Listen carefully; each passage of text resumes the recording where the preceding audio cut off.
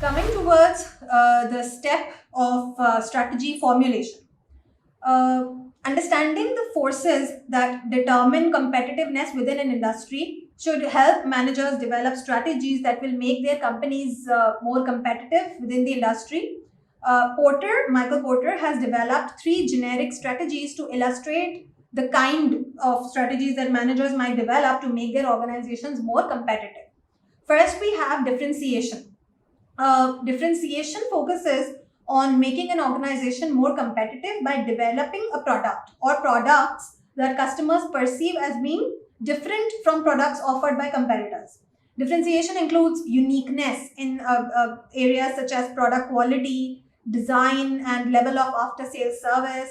And examples of products that customers commonly purchase because they perceive them as being different are like Nike's Air Jordan shoes, because of their high technology construction, and Honda automobiles because of their high reliability. Then the next strategy is cost leadership. Cost leadership is the one that focuses on making an organization more competitive by producing products more cheaply than competitors can. According to the logic behind this strategy, by producing products more cheaply than its competitors, an organization will be able to offer products to customers at lower prices ultimately than the competitors are offering, and thereby increases its market share. For example, we have Imtiaz Supermarket, where you get things at wholesale rate or at a cheaper price as compared to other supermarkets. Then focus strategy. Focus emphasizes making an organization more competitive by targeting a particular demographic or targeting a particular set of customers. Magazine publishers commonly use a focus strategy in offering their products to specific customers.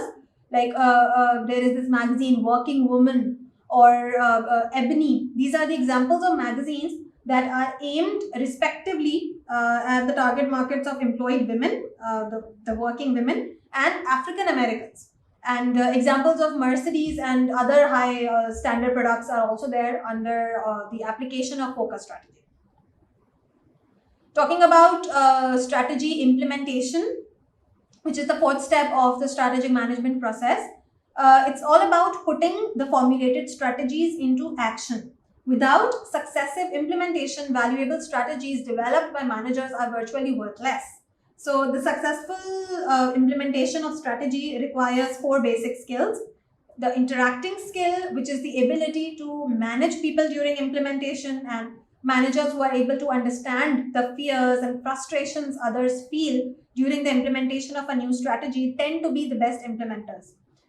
These managers empathize with organization members and bargain for the best way to put a strategy into action.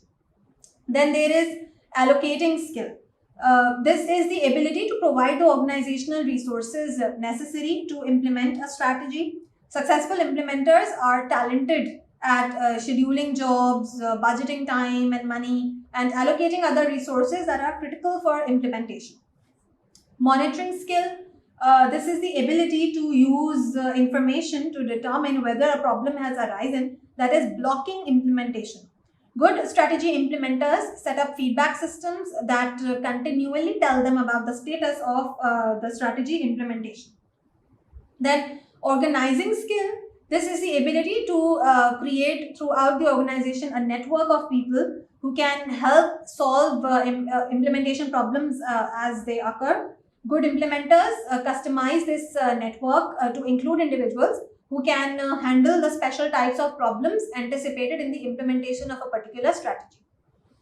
Overall, the successful implementation of a strategy requires handling people appropriately, allocating resources necessary for implementation, monitoring implementation progress, and solving implementation problems as they occur. Perhaps the most important requirements are knowing which people can solve specific implementation problems and being able to involve them when those problems arise. The last step of the strategic management process, strategic control. This consists of monitoring and evaluating the strategic management process as a whole to ensure that it is operating properly. And strategic control focuses on the activities involved in environmental analysis, organizational direction, strategy formulation, implementation, and strategic control itself. So it's basically checking that all steps of the strategic management process are appropriate, compatible, and functioning properly.